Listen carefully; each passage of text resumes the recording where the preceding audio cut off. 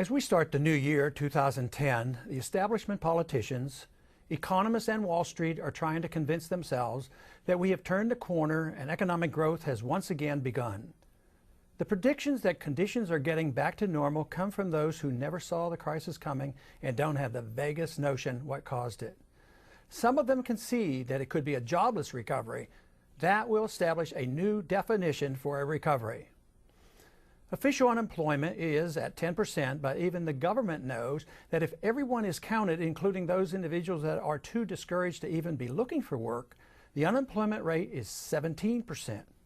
Free market economists claim the actual unemployment rate is closer to 22%. There's reason to believe that the correction has just barely started and has a long way to run. If the financial bubble came from excess credit created by the Federal Reserve, doubling the money supply can hardly be a solution. It wouldn't make much sense for a doctor taking care of a very sick patient from severe infection to deliberately give the patient another infection. Yet that's what the PhD doctors are doing to our very sick economy. It can't work. It will make the economy much sicker. If our leaders don't wake up soon, the economy will be brought to its knees. Great danger lies ahead. In foreign policy, it's always crucial that the motives of those who would do us harm are understood. Denial of the truth and accepting more politically palatable excuses will guarantee that threats to our safety will continue as we pursue a seriously flawed involvement overseas. It's the same in economic policy. If there's denial or ignorance of the real cause of financial bubbles and the inevitable corrections that must follow, the economy cannot be re-energized. We should have learned the lesson from the Depression of the 1930s that it was a predictable result from the Federal Reserve's orchestrated excesses of the 1920s. Instead, the newborn Keynesian economists who took charge made certain that the correction would not be a 1 or 2 year affair as were the previous corrections in our history. The aggressive intervention by Hoover and Roosevelt, the Republicans and the Democrats, turned a short recession into a Great Depression, which lasted until the end of World War II. The real tragedy was that the interpretation of the 1930s institutionalized bad economic theories.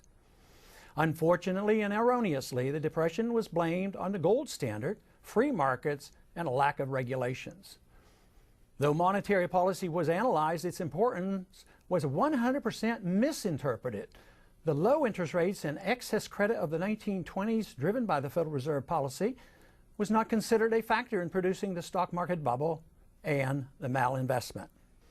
Instead, the 1930s analysts and even later analysis by Milton Friedman and the monetarists, along with academic scholars like Bernanke, came to an opposite conclusion.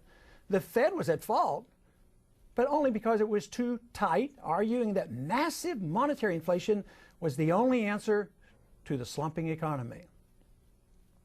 And now we are witnessing a grand experiment by the very person who for years claimed special knowledge regarding the Depression. Chairman Bernanke is in the midst of trying to solve the problem of massive monetary inflation and excessively low interest rates instituted by his predecessor, Alan Greenspan, by implementing even more inflation at historic rates. The sad part is the answer to his very risky experiment with the wealth of our country and the health of our economy will take years to analyze. The conclusions will be just as flawed as they were in the aftermath of the Great Depression by an intellectual and political community that had totally rejected commodity money and the principle of free markets with the current understanding in Washington. One hope, though, is that free market thinking and Austrian economic theories will have greater influence in the next decade or two, since their influence is now on a dramatic upswing. But there are a lot of hurdles to overcome. In the 1930s, in an effort to find the true cause of the crisis, Congress ordered an official investigation. It became known as the Pecora investigation, named after Ferdinand Pecora, the aggressive chief counsel of the hearings. It received a lot of public attention and brought about many major changes, but tragically, every conclusion made and new policies implemented caused the Depression to worsen and legitimatized bad economic theories that continue to haunt us to this day. The Federal Reserve was not blamed except for not printing enough money fast enough. Artificially low interest rates and malinvestment, the main source of the grossly distorted economy and the bubble of the 1920s, were exonerated. Not enough regulations were blamed. Thus, the Glass-Steagall Act and the Securities Act of 1933 were passed and deepened the recession. Separating commercial and investment banking and the newly created SEC were to have solved all future problems, as long as the Fed was free from any restraint in its money creation. Operations which were sent there to serve big government spenders and members of the banking cartel. Since the flaws in the monetary and economic system were not corrected but made worse after the Depression, it was to be expected that periodic booms and busts would persist. The longer these cycles could be peppered over with new money and credit, the greater would be the distortions and debt that would one day have to undergo a major correction.